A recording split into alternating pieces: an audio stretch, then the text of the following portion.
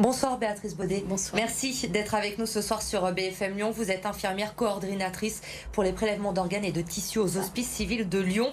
Aujourd'hui, 22 juin, c'est la journée nationale de réflexion sur le don d'organes et la greffe. C'est pour ça qu'on porte aujourd'hui à l'antenne ce ruban vert.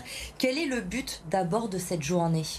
Alors cette journée, elle est spécifique pour parler au moins une fois par an de cette thématique qui n'est pas très portée dans le débat public, malheureusement, parce que c'est un sujet qui fait peur, qui est tabou encore, alors qu'il s'agit d'un problème de santé publique et qu'il ne faut pas oublier que le don d'organes et de tissus permet la greffe.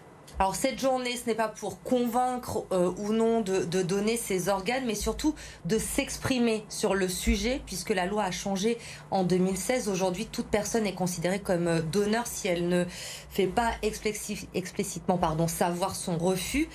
Mais est-ce que les proches aujourd'hui peuvent s'opposer à un don d'organes ? Alors déjà, il faut savoir qu'il n'y a pas de changement. Depuis 1976, qui a été la première loi, la loi Caillavet, qui a légiféré sur le prélèvement, il y avait déjà ce choix du législateur du consentement présumé, qui ne dit mot consent.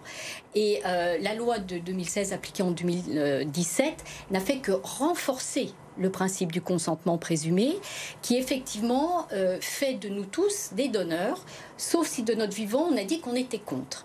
Mais, et ça c'est très important, ce n'est pas pour autant qu'il y a du prélèvement, enfin un prélèvement automatique. On n'est pas à la banque. Donc il faut quand même, et ça on y veille, à ce qu'il y ait une adhésion des proches à la démarche. Éthiquement, humainement, on ne peut pas imposer un don d'organes ou de tissus ou les deux à une famille pour qui ce n'est pas envisageable, quelle que soit la raison. Même si la personne avait dit auparavant qu'elle était favorable à un don d'organes. Alors il faut savoir que la problématique, c'est pas quand les gens de leur vivant ont dit « s'il m'arrive quelque chose, je suis d'accord pour être donneur », c'est quand la personne ne s'est pas exprimée. Si vous voulez, vous avez d'un côté la loi qui est un peu la théorie, qui fait qu'effectivement on est tous considérés comme donneurs, sauf si on a dit qu'on était contre. Et puis il y a la réalité de terrain, la réalité de la vie, qui fait que tout à chacun, on a vraiment besoin de savoir si notre proche était d'accord pour donner ses organes ou ses tissus. Et c'est pour ça qu'il n'y a pas 36 solutions, il n'y en a qu'une, c'est de se prononcer de son vivant, c'est de confirmer, bien confirmer auprès de ses proches que l'on est d'accord pour un prélèvement d'organes et de tissus si un jour la question se pose. Vous le disiez, c'est un sujet qui est encore malheureusement tabou en France aujourd'hui. Qu'est-ce qui bloque les gens d'accepter de donner ? Il y a une peur encore présente, c'est ce que vous constatez, vous ? Alors d'abord, il y a le tabou de la mort qui fait qu'on n'a pas tellement envie d'en parler. Le prélèvement, sans doute, fait encore peur parce qu'il est vu comme quelque chose finalement de noir, de négatif, alors qu'il permet la greffe. Parce que sans prélèvement, il n'y a pas de greffe. Et c'est un geste très beau qui permet à des gens d'être sauvés ou d'avoir une amélioration de vie. Il y a sans doute une grande méconnaissance, voire une ignorance des conditions dans lesquelles les prélèvements sont effectués. L'activité de prélèvement est extrêmement encadrée par la législation française. On a une des législations les plus strictes. Elle se fait dans le strict respect de la personne humaine. Et nous, infirmiers coordinateurs, nous sommes garants de tout ça. On assiste au prélèvement, on gère le prélèvement du début à la fin. Et il y a donc un grand respect de la personne. Les chirurgiens qui opèrent sont des chirurgiens autorisés, qui opèrent dans les mêmes conditions qu'un vivant. On rend un corps d'opéré avec une cicatrice aussi jolie que sur les patients qui ressortent du bloc opératoire, donc recouvert d'un pansement bien évidemment. Et nous, on est là tout le temps.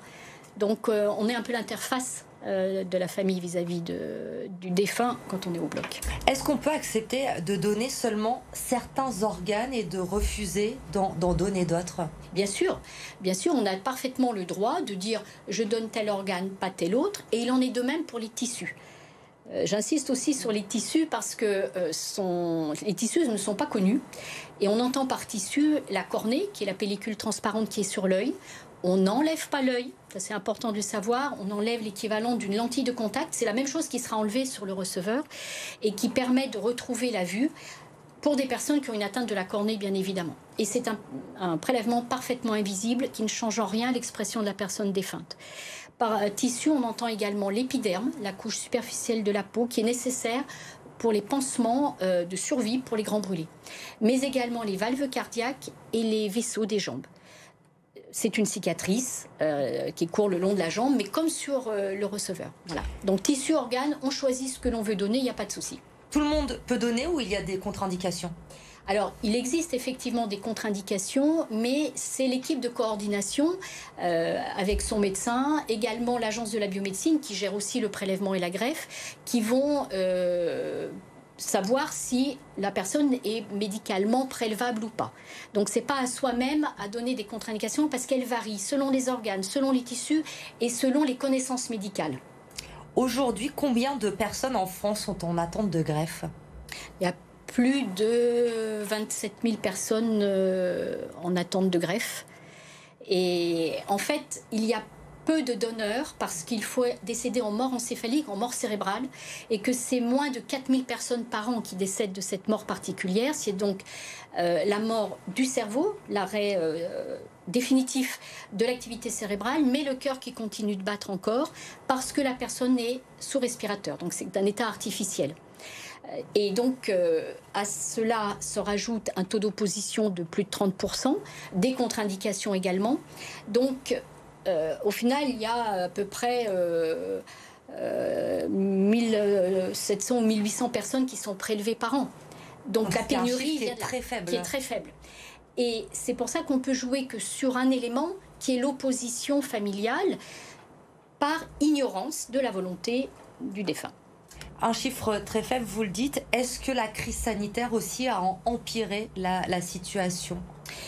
Oui, également, parce qu'il y a eu des gens qui n'ont pas pu être hospitalisés, enfin qui ont été hospitalisés, mais on n'a pas pu attendre que la mort encéphalique soit prouvée, puisqu'elle est prouvée par un examen radiologique. Et quelquefois, il faut attendre 2-3 jours avant que le cerveau n'ait plus du tout de circulation intracérébrale.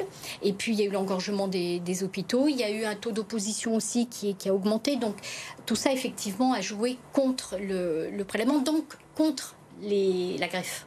Et ces personnes qui sont en attente de greffe en France aujourd'hui, c'est d'où l'importance de cette journée nationale de réflexion, on le rappelle, sur le don d'organes et la greffe. Il est important de se prononcer, d'en parler avec ses proches, évidemment, d'où le but de cette journée. Merci beaucoup Béatrice Baudet d'être venue nous en parler ce soir sur BFM Lyon.